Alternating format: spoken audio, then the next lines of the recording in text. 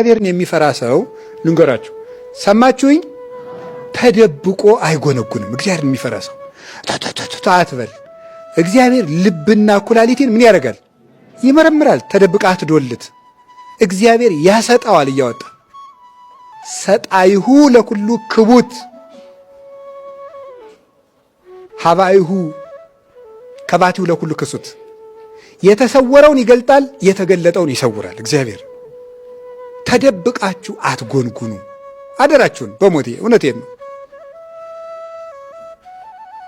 ጠቢብ ውእቱ ዘያረስ ምክረ መካርያን ተባ ውእቱ ዘያደቅቅ መዝራዕተ ኃያላን። ኤጲፋኒዎስ በቅዳሴው የኃያላንን ክንድ የሚሰብር ብርቱ ነው፣ የመካሪዎችን ምክር የሚሽር ጥበበኛ ነው። ምክራችን ሰኞ መክረ ነው ረቡዕ ሲሻር ላናየው እንችላለን። የሚሻርበት ጊዜ ግን ይሽረዋል እግዚአብሔር። ስለዚህ ተደብቆ አለመምከር፣ እግዚአብሔር መፍራት ማለት እሱ ነው። በልብ ሌላ በአፍ ሌላ አለመሆን፣ በአፋችን እያመሰገነው ሰውን በልብ አለመርገም፣ ይሄንን ማለት ያለ ግብዝነት መዋደድ፣ ክፋት የሌለው ማለት ነው።